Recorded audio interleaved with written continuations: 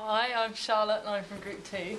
I was just wondering, Ellie, you spoke about the solutions and things, and you spoke about enforcing annual reports, I think, and setting up things like that. How easy do you think it would be to implement the measures effectively, and would they be costly or anything, do you think? I don't think it's so much the issue about being costly. When I was looking into it, it's more the government system in Asia and Indonesia. It's corrupt, I'm not going to lie. When you look into it, they put a policy down that there was to put no more plantations were going to be built. I think, and this was in 2010. That was in May of that year. By August, one of the local governing bodies, they had completely ignored it, and new plantations were being built. So it's really kind of depending on.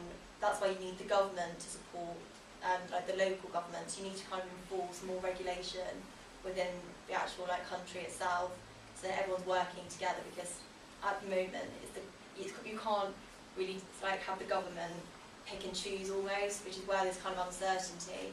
So I think it is a larger scale issue to try to enforce it. And it would be something I think would be quite difficult. But if it was to be made a legal thing, rather than being an optional thing, I think that's when it could actually be put in place. Because if you start then breaking laws and there are consequences, that's when people are going to try and act. So you mentioned there are sort of corruption there, and the central government will set a policy, but local government will do something else. Is that corruption, or is that just a lack of leadership? I think it's a bit of both, really. I think it's a lack of leadership that people aren't following it, but it's also corruption within the community, because the community members, they're seeing their land destroyed and have been told, no, it's nothing, everything's going to be okay, no more of your land's going to be taken away from you. They turn a blind eye, next thing you've got plantations popping up all over the place. So I think in that sense, it is quite corrupt. So you need to kind of work together in the community to kind of stop that from happening, which is where you can almost do, that's why I kind of curb Sweden, you can almost work with them to form petitions, where the government system in the EU is obviously a lot tighter and more secure.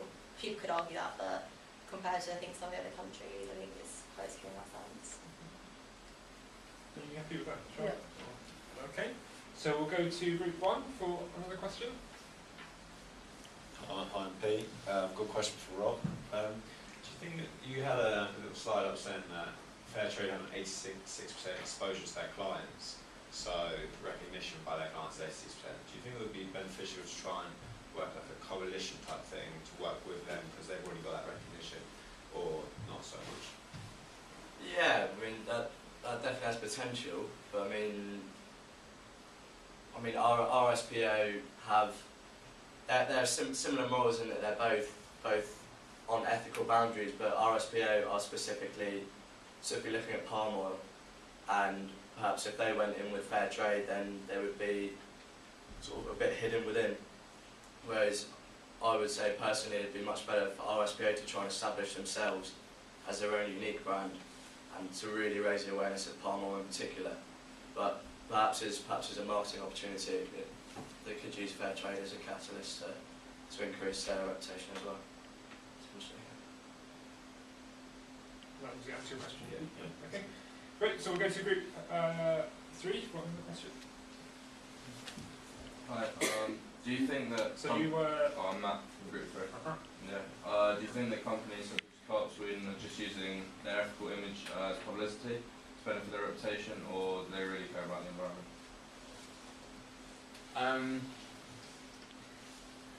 I would say they do care about the environment to a certain extent, obviously.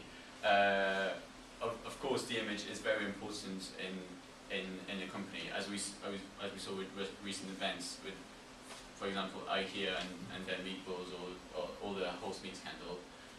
If you don't have a certain control over your suppliers, if you don't have a certain control over the products you get delivered, it can be dangerous for your image, because it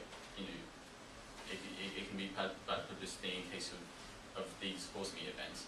So I think Co-op Sweden really want to do something about the environment, as they want to be the most sustainable supermarket in Sweden and compete, as we saw with the Matrix. They want to compete on product differentiation. They can't compete with ISA in terms of cost differentiation. ISA is much cheaper, as we saw with their I Love Eco brand. They're much cheaper. So Co-op really wants to, you know, be the most sustainable supermarket, offer the widest range of organic products, and stay number one in this area.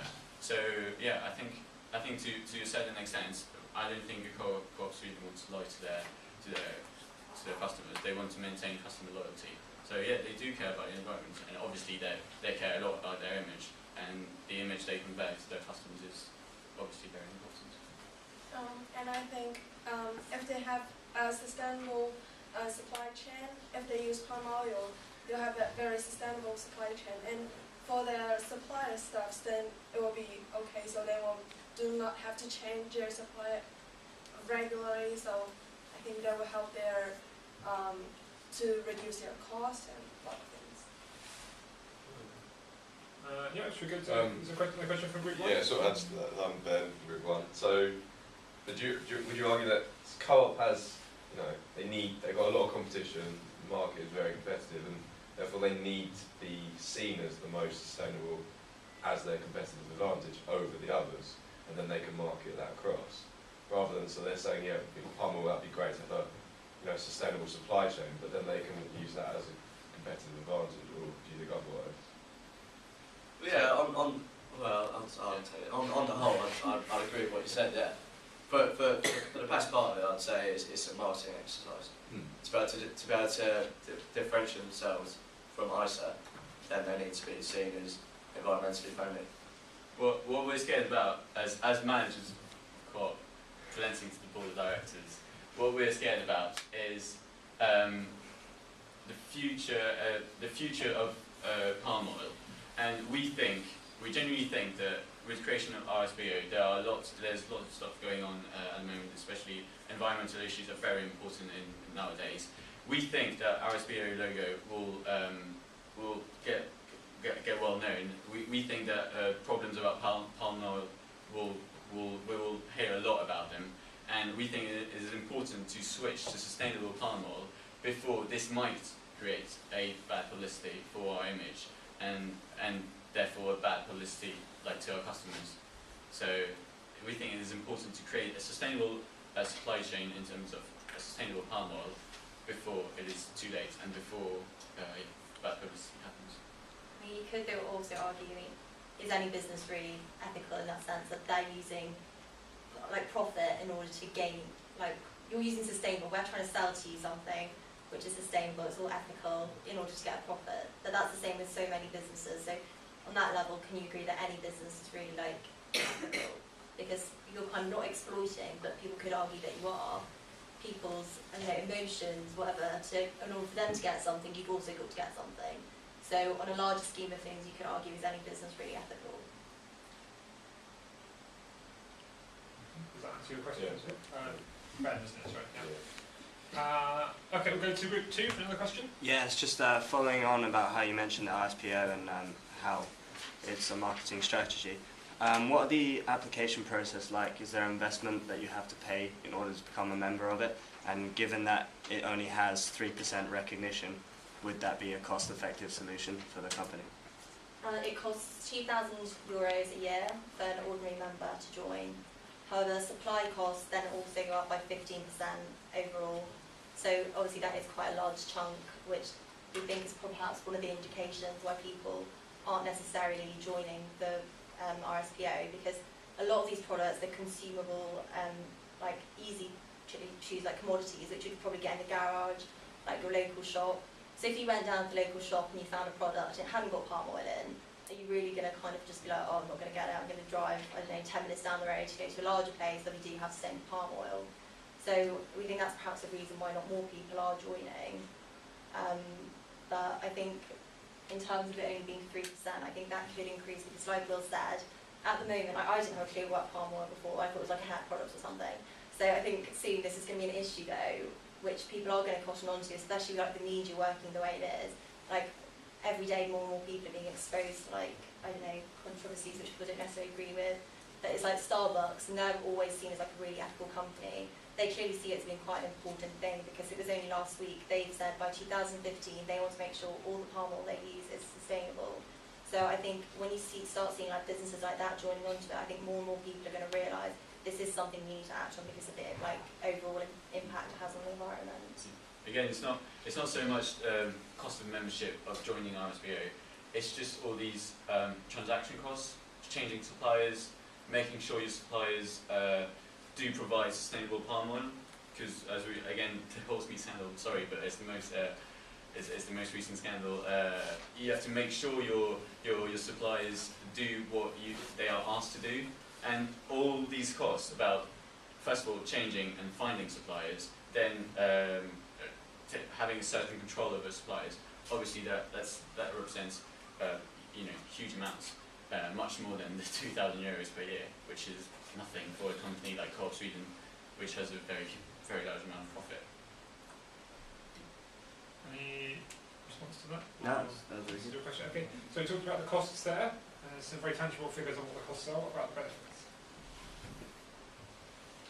Benefits, sorry, joining. Yeah, in terms of tangible value we'll get from it. And I think, I don't know, like on the long term, I think consumers are going to be like, okay, that's something I support. I mean, I think last year, I think I mentioned, there was an 11% increase of more people buying environmentally friendly products. And I think this is something which is only going to increase because the rainforest is only going to be there for so long. I know it's probably one of these issues that you've heard about for so long, so it probably doesn't feel like it's actually changed that much. But when you see it like on a graph, especially like on a scale of how much our little rainforest even is left, it's 50 years or so. If it carries on the rate it is, it's hardly going to be there. And by that time it will be too late. So I think in terms of benefits, it's more people are more likely, if they were given the option, obviously I know I said about the smaller consumer places, but if you were to be at Sainsbury's and you had that option to buy perhaps a more sustainable product, if it was only a marginal cost more expensive, people are more willing to do that. Yeah. So we talked about there's potential for 11% growth in a market worth.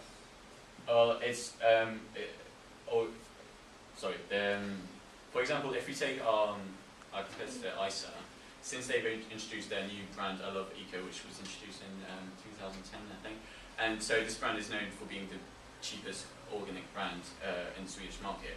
And just last year they made a 23% growth just on their I Love Eco brand.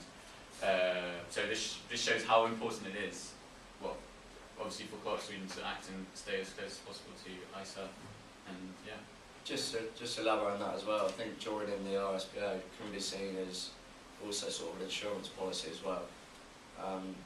Obviously it doesn't have the biggest recognition at the moment, but should the situation continue to develop and become, as it becomes more of a global issue, then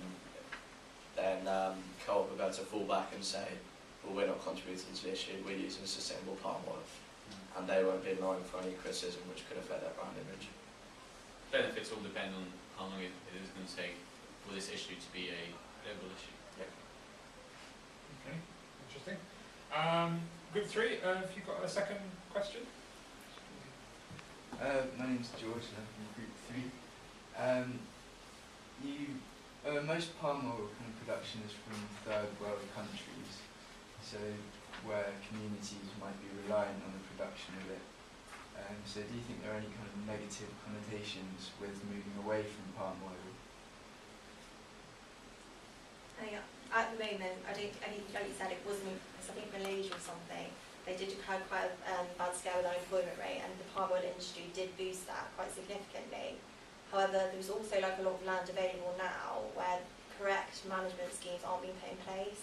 So rainforest is being destroyed, and yet you can't actually do anything more with the soil because the soil's worthless effectively.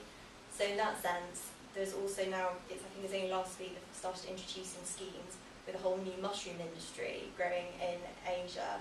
So they're going to be using soil where palm oil plantations were, or perhaps they've got rid of trees in order to plant palm oil, which they can't actually use. So in that sense, a whole new industry can be enforced with all the mushrooms, which will obviously help with unemployment in the area. So I think you can look at it as you're not really getting rid of people, you're simply transferring their skills across. The same with the project management, that will also, if that's improved, well, it means more people are going to be hired and have to be trained for that. That'll also help with their employment. And I think if you build a very good cycle between the supplier and the company. You give money to the supplier and they get money to do some innovation or development, use less money, or how to plant more plum trees, something like that, and you get a sustainable supplier, and I think there will be no problems for that. It's probably time for another one, maybe two quick questions. Has anybody got a question which anybody like to ask, which hasn't come up so far? Question. Jasmine, Group 2. Why do you think Co-op Sweden is so low down in this ranking when other co-op companies such as Switzerland are higher up? Well, simply because, well, to be fair, to be totally honest, I haven't looked at Co-op Switzerland, but for example, Co-op Sweden and Co-op UK have nothing to do. They have absolutely nothing in common. They're both cooperatives. They all workers, consumers, customers are all stakeholders in the company, so it works the same way. But legally, they have nothing to do with each other. So it's two separate entities. So there's not much we can. We can't compare both businesses. I mean, Co-op Sweden are actually tied with a group of Finnish co-ops. They're part of that, so in that sense, they might not necessarily have the same independence as Co-op Switzerland. But like I said, I haven't actually studied Co-op Switzerland, so making like direct comparisons to that, I'm not sure. They might have different policies in place, but then again, they might not have the same other like qualities of business which Co-op Sweden have. So I'm not really sure. Sorry. Yeah, we've looked up Co-op UK if they had any relation with Co-op Sweden. Yeah, and Co-op UK, same as your question, are higher up on the rankings also. So it's worth noting that they are separate. Okay, question. Any time for one more quick question? If anybody's got one? Anything that's not come up so far that you really want to ask? Okay, I think I've covered all of my questions as well. So we'll leave it.